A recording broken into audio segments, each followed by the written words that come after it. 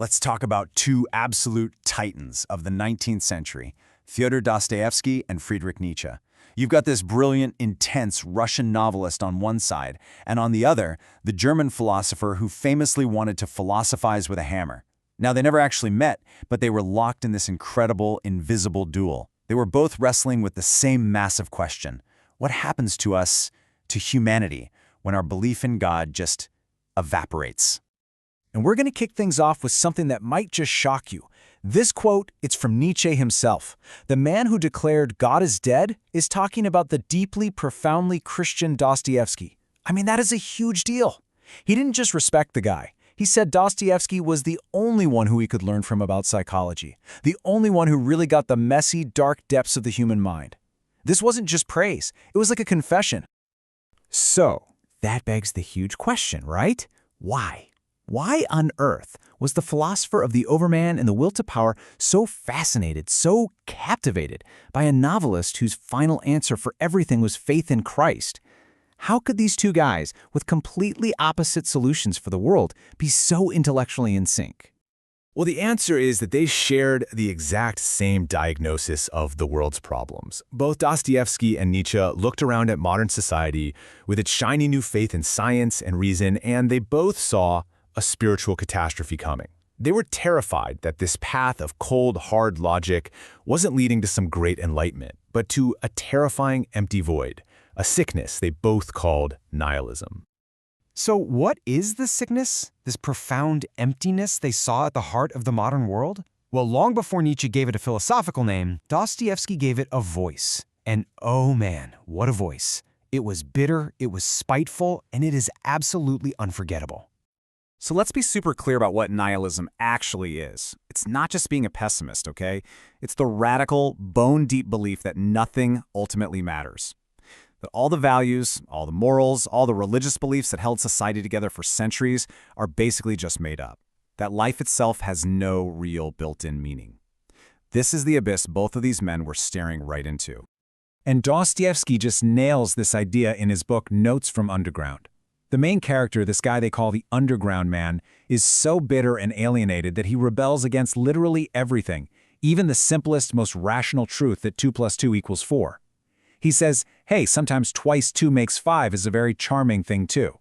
Now, why would he say that? Because it's an act of pure, irrational free will. It's his desperate, pathetic way of shouting to the universe that he isn't just a cog in a machine. He perfectly embodies this sickness of nihilism. Okay, so Dostoevsky and Nietzsche totally agreed on the diagnosis. Nihilism was the disease killing the modern soul. But, and this is a huge but, their prescriptions, their cures, could not have been more different. This is where the duel really heats up. One of them prescribed a radical explosion of individual power, and the other a radical surrender to selfless love. And here they are, the two opposing paths out of that abyss. For Nietzsche, the logic was, if God is dead and all the old values are toast, then a new kind of human has to rise up. He called him the Übermensch, or the Overman. This person creates new values, powered by what Nietzsche called the will to power. But for Dostoevsky, this was a demonic illusion, a one-way ticket to disaster. For him, the only way out of the void was through the will to love, the path of Christ, which says meaning isn't found in making yourself a god, but in sacrificing yourself for other people. Now this is where it gets really wild. Decades before Nietzsche even fully spelled out his whole philosophy, it's like Dostoevsky saw it coming. He basically used his novel Crime and Punishment as a literary laboratory to run a thought experiment on this very idea, the idea of a man who tries to live beyond good and evil. Let me introduce you to Raskolnikov. He's a poor, super smart former student living in St. Petersburg, and he is no ordinary criminal. He decides he's going to murder an old, greedy pawnbroker, but not really for the money. He's doing it to test a theory.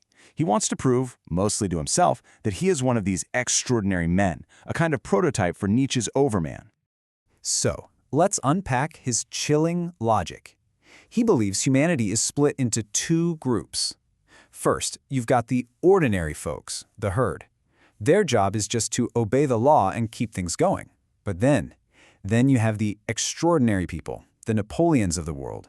He argues they have an internal right to break the rules, to step over any obstacle, even human life, if it's for some higher purpose or a new idea.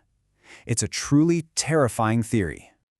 So Raskolnikov does it. He puts his theory to the test. He commits the murder. He tries to become his own god, a law unto himself. So what's the result of this grand experiment in becoming a man-god? Is he liberated? Does he feel powerful? Not even close. The experiment is a catastrophic failure. Instead of feeling like Napoleon, Raskolnikov is plunged into a living hell of his own creation. He's racked with paranoia, he's burning up with guilt, and he feels this profound, soul-crushing isolation from the very same people he thought he was so superior to. His big transgression doesn't free him, it completely shatters him. And that right there is Dostoevsky's whole point. He's showing us, not just telling us, his verdict. The attempt to become a man-god, to live by the will to power alone, doesn't lead to some higher state of being. It leads to self-destruction. The human soul, Dostoevsky argues, simply cannot bear the weight of playing God. But Dostoevsky doesn't just tear down one path. He presents a radical alternative. If the pursuit of power just leads to ruin, then where do you find real freedom? Where do you find meaning? Dostoevsky's answer is just as radical as Nietzsche's, just in the complete opposite direction. His answer comes to us in the form of one of the most powerful characters in all of literature, Sonia. She's a young woman who's been forced into prostitution to feed her starving family. I mean, on the surface, she's the most powerless person you could imagine. But Dostoevsky presents her as the living embodiment of his counter-philosophy, the will to love. At one point, when Raskolnikov is confronting her with all his intellectual arrogance, she hits him with this one simple, devastating question. And it just cuts right to the heart of their entire conflict. You see, his identity is built on his own strength, which has led him to ruin. Hers is built on her faith, which has somehow allowed her to endure the absolute unbearable while keeping her humanity intact. And here's Dostoevsky's solution in action. When Raskolnikov finally breaks down and confesses his crime to her, Sonia doesn't judge him. She doesn't recoil in horror. She embraces him. She weeps for his suffering. She shows him that the path back to life isn't by asserting his superiority, but by humbling himself, by confessing, and by rejoining the human family through shared suffering and love. True freedom, for Dostoevsky, is found in connection, not in isolation. So in the end, we're left right here, at the clash of these two giants. Nietzsche champions the individual who has the courage to forge their own values from the will to power. Dostoevsky warns us that this path only leads to madness, and that true liberation comes from the will to love, from a humble connection to something and someone greater than yourself. The question they leave for us is just as urgent today as it was back then. Is true freedom found in becoming your own God or in loving your neighbor?